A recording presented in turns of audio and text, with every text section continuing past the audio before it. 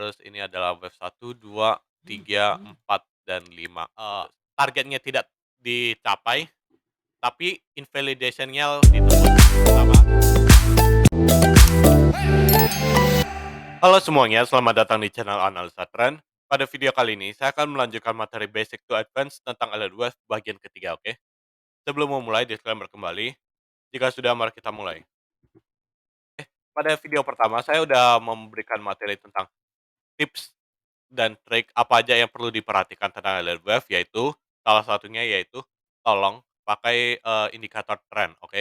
Tidak harus Ichimoku, tapi bisa pakai moving average atau EMA atau lainnya, oke? Tujuannya apa? Tujuannya untuk menghindari kita menilai tren itu secara subjektif, oke? Misalnya kayak gini, oke, ini adalah tren 45 derajat, kenapa? Karena harga dan, indikator trennya bergerak searah, oke? Kalau misalnya harganya bergerak lebih dari tajam dari ini, indikatornya, artinya dia bergerak lebih dari 45 derajat, oke? Nah, jadi, kita menilai ini, itu lebih objektif, oke? Kalau misalnya kita ada indikator tren, oke? Tidak harus Ichimoku, bisa pakai yang lain, sesuai kenyamanan masing-masing, oke? Next, tambahin juga, indikator osilator. Tujuannya apa? Untuk melihat momentum, oke? Nah, mungkin beberapa orang mungkin bisa lihat momentum, oh, melihat dari, price action, oke? Misal ini, oh, ada momentum rejection nih, karena ada muncul candle hammer atau dan sejenisnya, oke? Cuma kalau menurut saya pribadi, tetap pakai indikator, osilator, kenapa? Untuk menghilangkan, subjektivitas kita, oke? Untuk melihat momentum, oh ini ada divergence, oh ini tidak ada divergence, dan seterusnya, oke? Nah, terus next, kalau misalnya, mau counting, kalau bisa usahakan jangan terlalu ada banyak garis, oke? Kadang, saya lihat beberapa, eee analisa ini, atau beberapa grafik yang dianalisa sama orang-orang, dia ada banyak garis nih. Misal dia tandai, oh ini ada resisten, terus ini support, become resisten, ini juga ini. Nah, kalau kayak gini kan terlalu banyak garis kan, ini biasanya kita akan agak bingung, oke. Nah, sebisa mungkin kita cuma tandai aja yang bagian paling penting, oke. Misalnya, saya mau tandai resisten kan, saya mau tandai di sini aja, ini adalah resisten paling penting, oke. Kenapa? Karena kalau misalnya resisten ini di-break, artinya, bearish trend ini udah selesai, oke. Nah, kayak gitu. Jadi nggak usah ditandai semua, oke. Nah, oke. Nah, next, untuk Elliott Wave sendiri, kan kemarin kita udah, singgung materi di sini, oke. Apalagi yang bagian pentingnya yaitu ini, wave degree, oke. Gimana kalau bisa, ini sebenarnya nggak penting, kalau dibilang harus diikutin nggak mesti ya. Cuma bagian pentingnya yaitu, misalnya kalau kalian counting ini, wave 1, 2, 3, 4, 5, oke. Nah, gini deh, langsung dicontoh ya. Di sini, misalnya saya counting, ini adalah wave 1, ini wave 2, wave 3, wave 4, wave 5, oke, misalnya ya.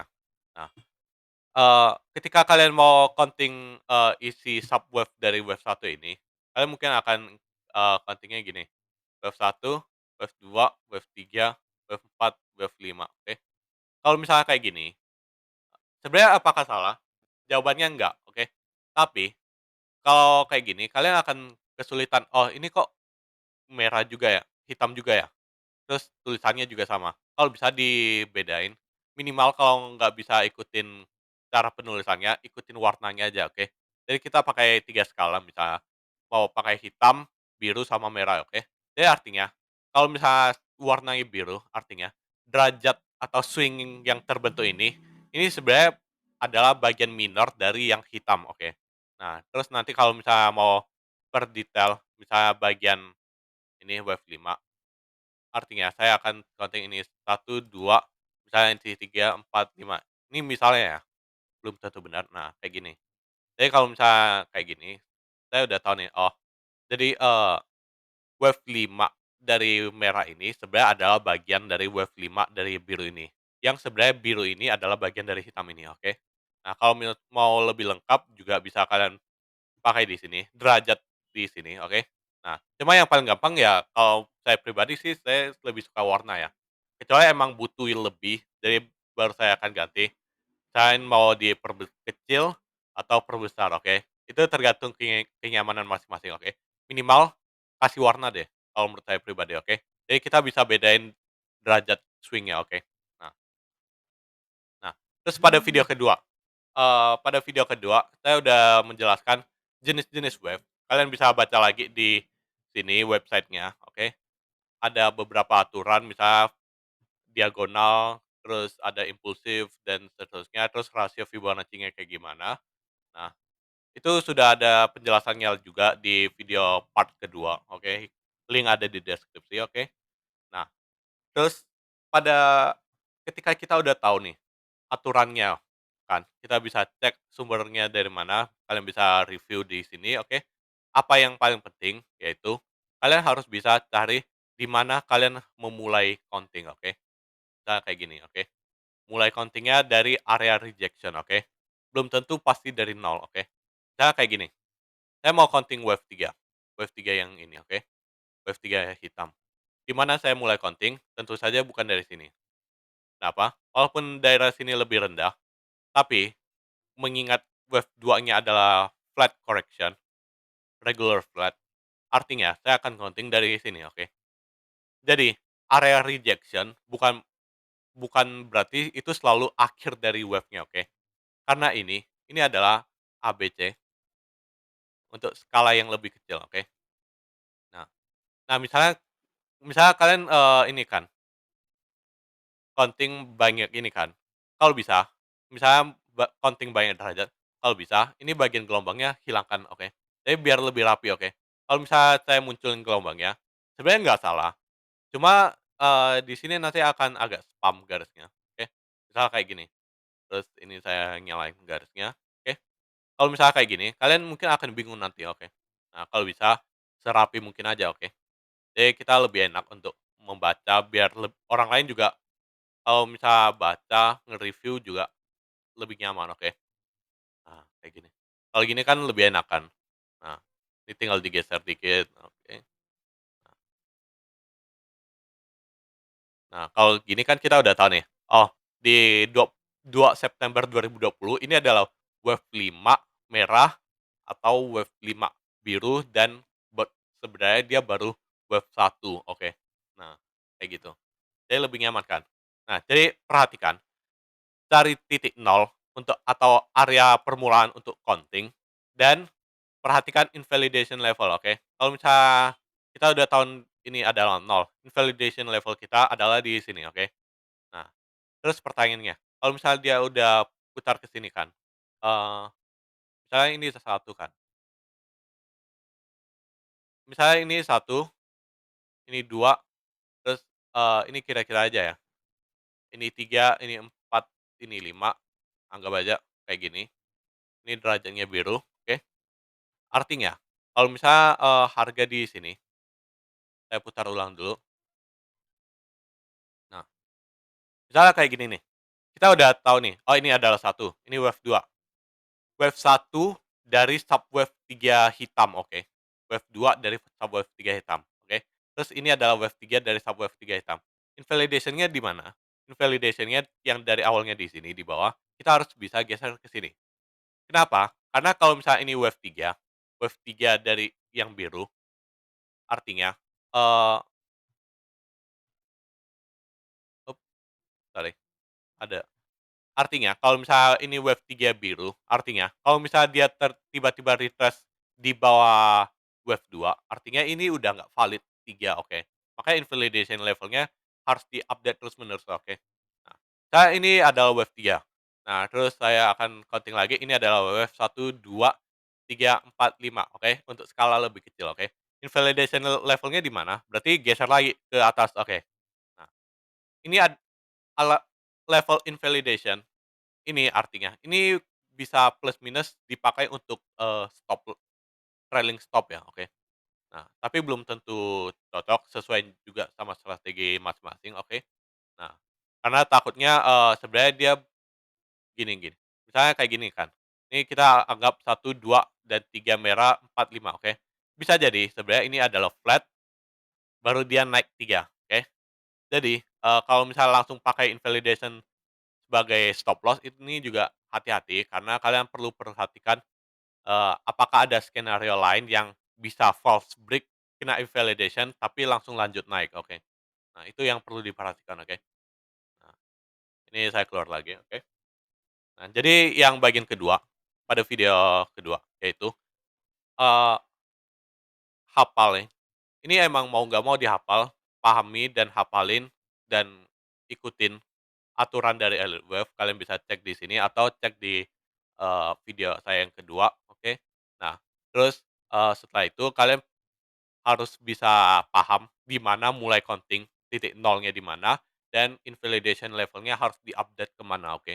Nah, itu yang bagian paling penting. Nah, terus sekarang nih, strategi untuk memulai counting Elliott Wave, oke. Di mana? Kalau misalnya kalian counting Elliott Wave, mungkin ada beberapa yang, ngerasa, "Oh sulit nih counting Elliott Wave." Saya langsung dari misalnya saya mau langsung counting dari H1 aja, oke. Jadi saya akan patok ke sini langsung counting, oke. Nah, sebenarnya apakah ini salah? Jawabannya enggak, oke. Cuma kalau misalnya mau lebih akurat, selalu counting dari, time frame yang lebih besar, oke. Nah, misalnya kayak gini nih, ini, eee, US ini kan SPX kan. Nah, kalau misalnya saya pakai ini, apa, varian yang ini datanya itu cuma dari 2014, oke. Sedangkan, SPX ini kan nggak dari 2014 kan. Makanya, saya bisa kayak gini, cari yang ini, oke. Saya kayak gini kan, ini bisa cari misalnya saya pakai indeks CFD. Nah, ini mungkin datanya itu lebih panjang, oke. Semakin panjang datanya, semakin, valid kalian bisa counting, oke. Misalnya kayak gini, oke. Terus kalau forex kayak gimana? Forex itu misalnya, eee, GBP, JPY, oke. Kalau forex ini kan ada banyak, sumbernya. Nah, salah satu sumber yang paling banyak data itu ya ini, IDC, oke. Misalnya kalian nyaman udah pakai Oanda, oke, nggak masalah pakai Oanda, tapi analisa untuk, eee, jangka panjangnya itu pakai IDC dulu, oke. Misalnya kayak gini, saya nyamannya pakai ini, capital.com, oke. Nah, misalnya saya pakai capital.com, sumber data dari GBP JPY itu dari 2017, oke. Sedangkan, GBP JPY kalau dari yang sumber IDC, oke, ini datanya itu udah jauh-jauh lebih panjang. Ini dari tahun 75, oke. Nah, jadi apakah salah counting dari yang tadi? Jawabannya enggak. Cuma kalau misalnya datanya semakin panjang, kalian bisa lebih akurat untuk counting-nya, oke. Nah, tapi bukan berarti karena datanya panjang kalian langsung counting semuanya ya. Saya nggak minta kalian untuk counting semuanya, kalian counting bagian pentingnya, oke. Misalnya kayak gini, GBP JPY. Ini saya counting 1, 2, 3, 4, 5, oke. Apakah ini salah? Bisa jadi salah, bisa jadi benar, oke. Tapi yang penting saya udah tahu kalau, oh ini adalah wave impulsif turun, oke. Dari 75 sampai ke 2012, oke. Nah, terus berarti artinya apa? Kalau misalnya kayak gini, saya bisa lihat, oh berarti kenaikan di 2011 sampai 15 ini adalah wave korektif, ini bisa jadi A, oke. Saya bisa counting ini A, terus ini turunnya bisa jadi B, dan mungkin ada C, oke. Di mana ini akan membentuk flat correction, oke. Nah, terus B-nya di mana nih selesainya? B-nya itu selesai di sini, oke. Karena kalau saya zoom di weekly, oke. Nah, di sini saya lihat, oh, penurunan pertama di A-nya ini mungkin bisa jadi impulsif, oke. Saya akan asumsi ini adalah wave 1, 2, 3, 4, 5. Apakah ini salah, bisa jadi benar, oke. Nah, coba karena saya lihat, oh ini geraknya itu, eee, kalau indikatornya di sini, oke. Sedangkan kalau saya proyeksikan ke harga, harga ini bergerak lebih dari 45 derajat, oke. Artinya, saya akan asumsi, oh ini pasti impulsif, oke. Impulsifnya apakah di counting kayak gini? Belum tentu ya, bisa jadi ini adalah 4, ini 3, terus ini satunya di sini, ini 2, oke. Terus ini adalah wave 1, 2, 3, 4, dan 5. Untuk skala yang lebih kecil, ini saya ganti hitam. Jadi, kalau warna itu selalu diulang ya. Jadi, paling tinggi hitam, terus di bawahnya biru, di bawahnya lagi merah, di bawah lagi hitam, oke. Cuma kalau di merah ganti hitam, saya biasanya ganti ini ya, ganti derajat di sini, oke, biar lebih jelas. Nah, bisa jadi kayak gini juga, oke. Nah, entah dia mau kayak gimana counting-nya, karena ini udah lewat, oke. Jadi kita nggak fokus di bagian sininya, oke. Nah, kita fokus ke wave terakhir yang bisa kita temukan, oke. Jadi artinya apa? B-nya itu selesai di sini, oke.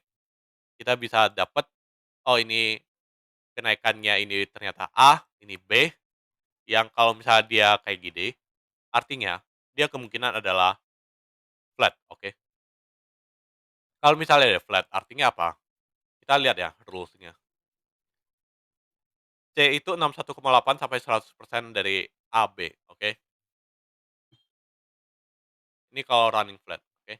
Terus dia ada expanded flat, oh enggak, dan nih perhatikan ya, ini, B tidak menembus ke permulaan A, oke.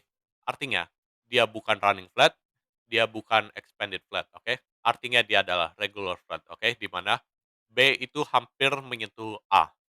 Nah, berarti C-nya ada di mana? Ada di sini, 61,8 sampai, 123,6% dari wave A ke B, oke.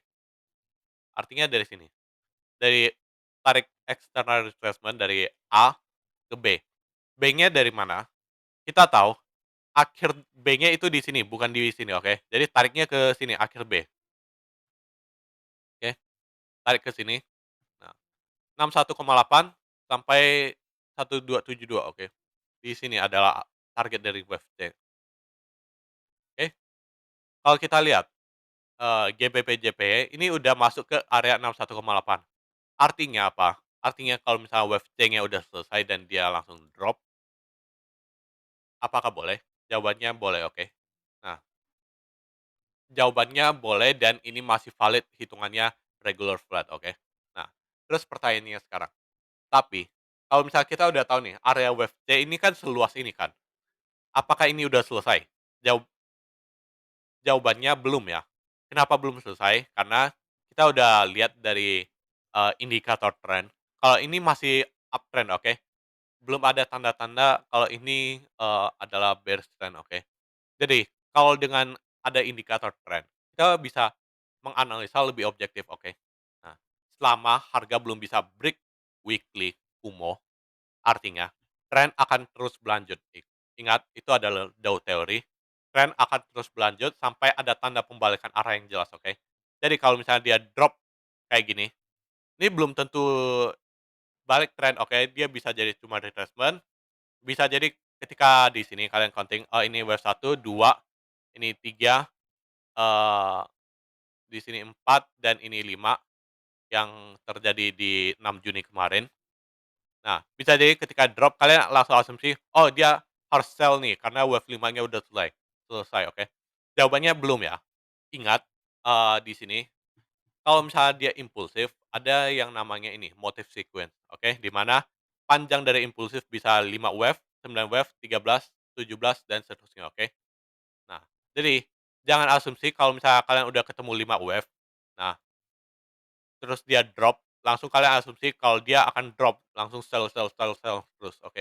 Nggak bisa, oke, itu salah. Terus berarti artinya apa? Kalau misalnya ini drop, artinya kalian juga nggak bisa ini, oke, jangan ambil counter trend, tetap ikutin tren. Selama tren belum bisa break, ini, Kumo Weekly, artinya GBP/JPY adalah bullish trend, oke. Dia akan terus bullish sampai dia bisa break, oke. Bisa jadi ini 5 wave, oke. Terus dia turun, bisa jadi dia kayak gini, 5, 6, 7, 8, 9, baru drop. Bisa jadi kayak gini kan, oke. Karena dia udah masuk ke area ini, oke. Nah, makanya, untuk kayak gini, kita fokusnya ke mana? Berarti, artinya, kan dari sini nih, tadi kita fokusnya dari sini kan, A, B, C, artinya C ini belum selesai, oke. kita nggak bisa asumsi C udah selesai karena ini kelihatan 5 wave, oke. Jadi, karena C-nya belum selesai, kita zoom lagi. Kita fokus ke ini, kenaikan C-nya, oke. Nah, ini apakah ini 5 wave tadi kan, kita counting. Ini bisa jadi satu, ini bisa jadi 2, ini bisa jadi 3, ini bisa jadi 4, dan apakah ini 5? Kita juga nggak bisa asumsi, "Oh, ini pasti 5, oke. Kita perlu zoom lagi di daily. Nah, saya gabungin sama momentum, oke. Di sini kita bisa lihat, oh, 5 ini udah mulai overlap, oke. Nah, kalau misal 5-nya kayak gini, berarti ini adalah satu 2 3 4 5, di mana ini skalanya lebih kecil, artinya ini pasti akan menjadi diagonal, oke. Kenapa diagonal? Pertama, eee, area dari wave 4 itu masuk area wave satu, oke. Nah, terus next, kita mau lihat nih, apakah ada divergence, oke. Ini adalah wave nol, wave satu, ini wave 2, wave 3, wave 4, dan belum ada divergence di wave 5, oke. Di mana kalau dia diagonal, ini kelihatan dia seperti kayak gini, kalau kalian tarik swing, A, B, C, A, B, C, ini A, B, C, A, B, C, sekarang ini mungkin baru A, ini B, nanti ada C. Nah, seterusnya, oke. Nah, kalau misal dia udah bentuk C kayak gini, berarti bisa jadi ini 5 selesai, dan apakah ini 5 pasti selesai? Jawabannya belum, oke. Jawabannya ini belum tentu 5 selesai, oke. Karena bisa jadi diagonal ini adalah ternyata yang kecil, oke. Dan ternyata dia baru wave satu 2 3 4 5 yang skala biru, oke. Di mana skala birunya berarti 1 derajat di bawah yang hitam, oke. Kalau yang merah berarti ini 2 derajat di bawah hitam. Atau bisa jadi ini adalah yang biru, oke. Nah, makanya, dalam Elliott Wave, kalian akan menjadi subjektif karena ada banyak skenario yang bisa terjadi, oke. Nah, makanya tips pada video pertama, selalu pakai indikator, oke. Nah, itu tips, eee, kalau menurut saya, itu cukup penting. Emang agak diremehin sih mungkin, kelihatan, "Oh, kok Elliott Wave tetap pakai indikator, kok, price action tetap pakai indikator," dan seterusnya, oke. Tapi itu tujuannya apa? Tujuannya untuk menghilangkan subjektivitas kita, oke. Nah, next, setelah kita ini, misalnya kita dari yang tadi, dari time frame besar, kita udah zoom in, terus counting makin kecil, oke. Nah, next, kan setiap kita counting, kita selalu ada ini, apa, invalidation level, oke. Nah, terus, nanti ketika kita zoom lagi, ini ada invalidation levelnya. Terus kita udah tahu, oh, ini lagi membentuk wave 5, berarti invalidation levelnya kita geser ke sini. Terus wave 5-nya ternyata udah ada A, B, dan sekarang ke C, berarti invalidation levelnya kita geser lagi ke atas, oke. Nah, terus setelah kita zoom in terus nih, kita zoom in terus, oke. Berikutnya kita harus zoom out. Zoom out itu gimana? Zoom out itu kalau misalnya analisa kita adalah ini akan naik, oke. Nah, kalau misalnya kayak gini kan ini banyak garis ya, saya mau hapus aja, saya mau persimpel garisnya, oke. Ini saya mau hapus, artinya ini kan terakhir dia invalidation di level di sini, berarti dia akan naik dan drop kan, oke. Nah, pertanyaannya, kalau ini ada invalidation level dan analisa tren utama kita adalah ini, kalian perlu bikin skenario lain, oke. Skenario lainnya apa? Skenario lain artinya, dia anggap aja skenario ini tidak terbentuk, artinya dia nggak bisa break high di sini, oke. Artinya dia langsung drop ke invalidation level. Kalau misal dia bikin kayak gini, artinya apa? Kalian harus skenario lain, oke, cari skenario lain. Berarti 1, 2, 3, 4, 5 ini gagal, oke, gagal. Kalau ini gagal gimana? Kalau ini gagal mungkin ini akan membentuk, dia 5-nya ternyata di sini, yang ternyata A, B, C-nya di sini kecil, dan ini langsung drop, atau kayak gimana terus, oke. Misalnya dia dropnya di sini baru naik, kan. Nah, kalau misalnya kayak gini artinya apa? Artinya dia berarti 1, 2, 3, 4, 5, oke, berarti ini jadi yang merah. Ini skenario lainnya. Nah, tapi kalau misalnya dia kayak gini gimana? Berarti ini 4. dan dia baru satu, bisa jadi kayak gini. Terus skenario lainnya, ini kan drop baru di derajat yang ini kan. Nah, pertanyaannya, kalau dia drop ke sini gimana? Baru naik. Nah, berarti itu makin zoom out kan? Berarti kalian harus zoom out lagi. Nah, kalau misalnya dia drop ke sini terus naiknya kenceng, misalnya kayak gini, artinya apa? Mungkin ini bukan C, oke?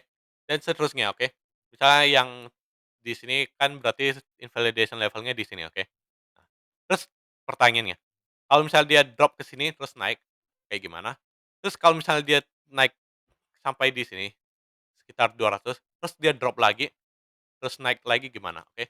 Nah, jadi, kalau Elite Wave, kalian itu harus selalu bikin skenario alternatif, oke?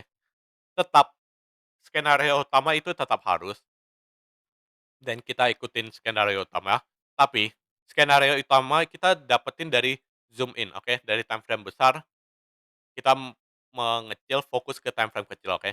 Nah, sedangkan skenario alternatif, kita dapetin dari zoom out, oke? Jadi dari time frame kecil, invalidation levelnya, kita asumsi, gimana kalau target kita nggak ditembus, malah dia tembus invalidation levelnya, oke?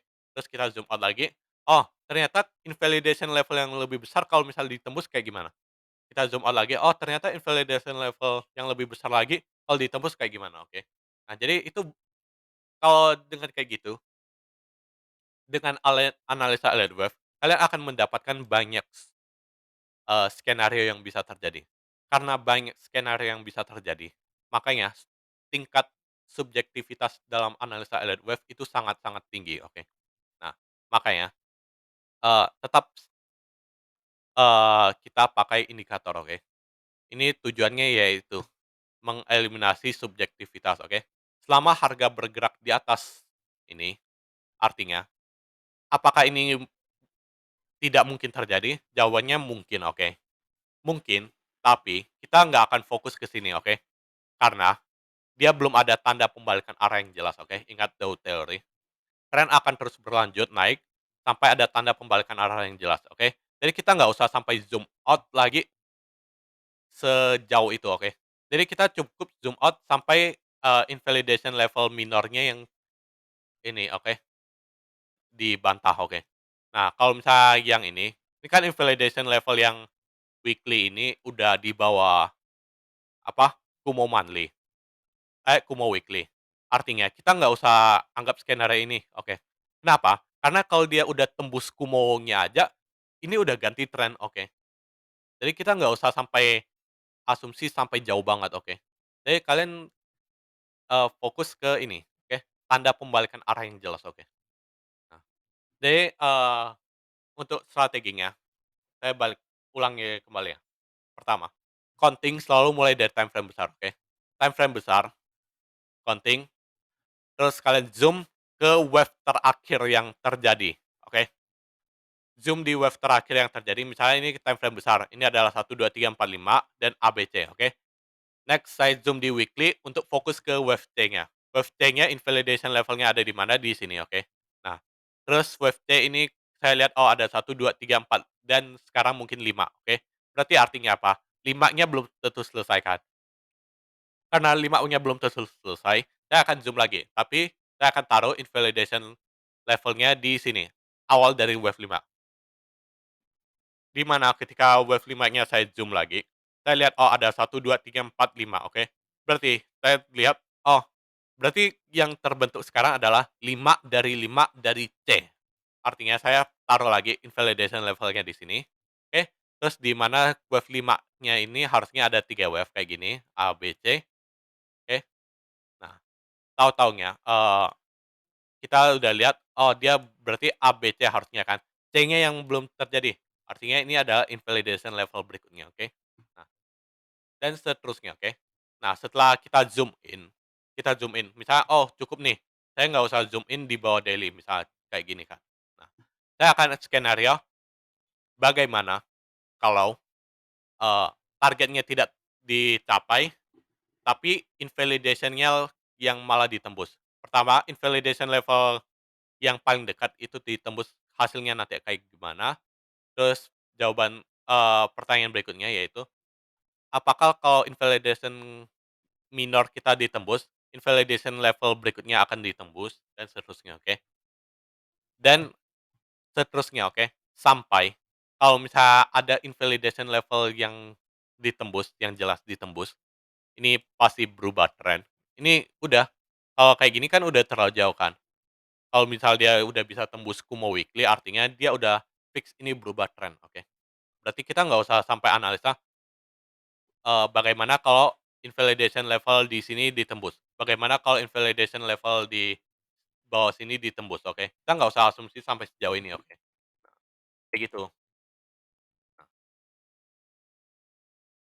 Terus, setelah itu, setelah kita udah tahu nih, eee, zoom in, zoom out, mendapatkan banyak skenario dan menghilangkan subjektivitas kita.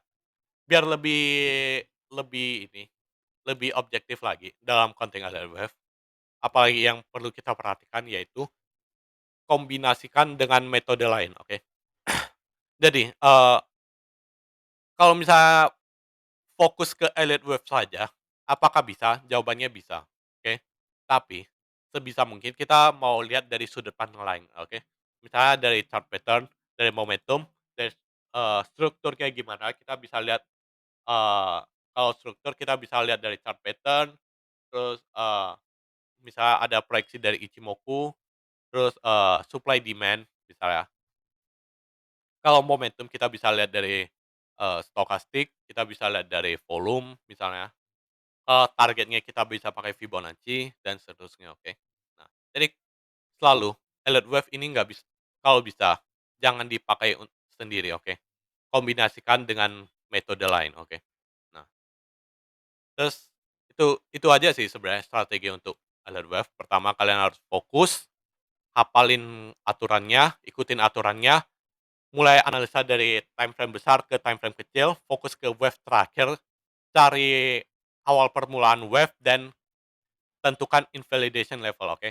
Setelah itu kalian zoom out, yaitu bagaimana kalau invalidation levelnya yang ditembus, bukan targetnya yang dicapai, oke. Nah, zoom out, kalian akan dapat banyak skenario dan banyak peluang kemungkinan yang terjadi di analisa elite wave, oke. Nah, terus, selain dari strategi ini, oke, ada beberapa kesalahan dalam analisa elite wave. Salah satunya yaitu, eee, salah satu kesalahan yang paling sering terjadi sih sebenarnya. Eee, ketika mulai analisa teknikal, itu langsung mulai dari elite wave, oke. Jadi kalau misalnya mungkin masih basic banget, sebenarnya tidak saya saranin untuk elite wave, kenapa? Misalnya beberapa orang tuh bahkan untuk swing aja masih kurang ngerti, oke. Misalnya tarik swing-nya itu di mana aja, oh ini misalnya ini kan, ini kalau saya tarik ini apakah ini satu swing? Jawabannya iya, tapi itu kalau saya lihat ini sebagai time swing minor, oke. Tapi kalau misalnya saya lihat ini sebagai swing major, berarti apa? Saya harusnya tarik swing-nya gini dong, kan. Nah, kalau misalnya buat yang masih masih pemula banget, yang masih bingung tarikan swing, itu kalau menurut saya mungkin jangan fokus ke elite wave dulu, oke. Karena ini akan bikin bingung, oke. Terus next, selain dari tarik swing, mungkin oke, udah bisa update dikit, tapi tidak bisa membedakan mana swing major, mana swing minor, oke. Misalnya ini kan, ini 3 ke 4, oke. Di mana swing major, oke. Swing major ada di sini, 1, 2, 3, oke. Ini adalah swing major. Terus swing minornya di mana? Ada ini, 1, 2, 3, oke. Nah, jadi, selain harus bisa mengerti swing, itu beberapa orang juga nggak bisa ngerti, "Oh, ini termasuk swing major nggak? Atau swing minor nggak?" Oke. Nah, makanya itu yang sebenarnya harus dilatih sih. Kalau misalnya itu masih bingung, sebenarnya akan susah sih. Mungkin orang-orang akan gini kan, garis dulu kan semuanya. Sebenarnya ini emang salah satu trik. Nah, untuk counting, nah, misalnya kayak gini, udah baru kita lihat, oh ini A, B, C, ini W, ini A, B, C, A, B, C, enggak, ini mungkin complex correction, terus ini Y, X, ini Y. Misalnya kayak gini. Sebenarnya bisa, nggak masalah, yang penting bisa membedain mana major, mana minor swing, oke. Nah, terus setelah itu apa? Setelah itu, banyak orang yang awal mula belajar Elliott Wave itu selalu harus counting mencari nilai, wave motifnya, oke? Terutama wave impulsif, oke? Di mana kalau misalnya ini, misalnya, ini kan emang jelas kan impulsif, oke? Nah, ini impulsif, oke.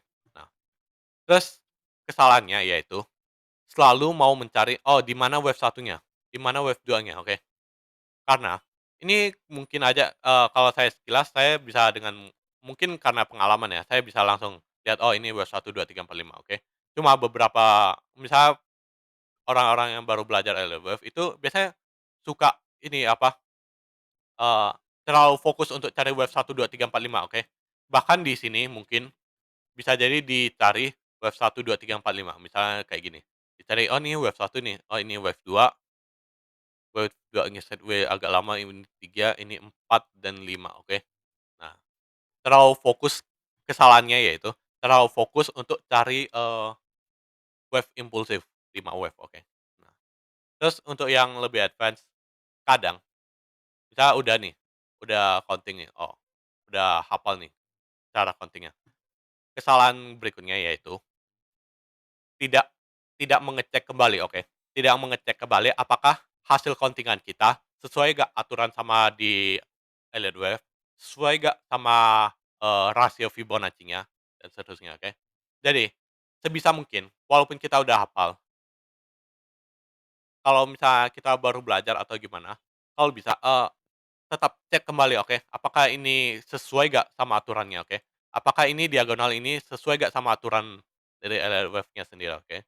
Nah, selain itu, perlu diingat, Elliott Wave ini banyak subjektivitas, jadi selalu bikin skenario alternatif, oke. Minimal bikin 2 lah, kalau misalnya nggak mau bikin banyak, oke. Minimal bikin 2. Bagaimana kalau invalidation levelnya itu ditembus, oke. Nah, next, kesalahan berikutnya yaitu, misalnya udah bisa nih, udah cukup oke untuk analisa Elliott Wave, kesalahannya yaitu tidak kombinasikan dengan metode lain, oke. Jadi kombinasikan dengan metode lain itu sebenarnya sangat-sangat penting kalau menurut saya pribadi. Saya kombinasikan dengan, eee, indikator tren, saya kombinasikan dengan momentum dan seterusnya itu sangat-sangat penting, oke. Biar menghilangkan subjektivitas kita dalam menganalisa Elliott Wave, oke. Nah, next yaitu mungkin ini yang lebih advance, dia udah biasa counting Elliott Wave. Next adalah terlalu maksa untuk counting complex correction, oke. Ini adalah complex correction, oke. Nah, di mana ketika saya udah lihat, oh ini complex correction, kita nggak usah ke ketika kita udah bingung, kita nggak usah ini, oke, nggak usah terlalu pusing, misalnya sampai sini kan. Nah, kita complex correction-nya sampai di sini, kita nggak usah pusing, "Oh ini wave apa nih." Kalian fokus ke sini. Tarik bearish channel, kalau nggak pakai Ichimoku, nah kalian fokus, oh kalau misalnya dia break bearish channel, artinya wave-nya udah selesai. Sesimpel itu aja, oke. Jadi nggak usah, ribet-ribet kalau misalnya bingung complex correction-nya, tidak usah di-counting, tapi coba pakai metode lain, oke. Nah, jadi jangan terlalu maksa untuk complex correction, oke.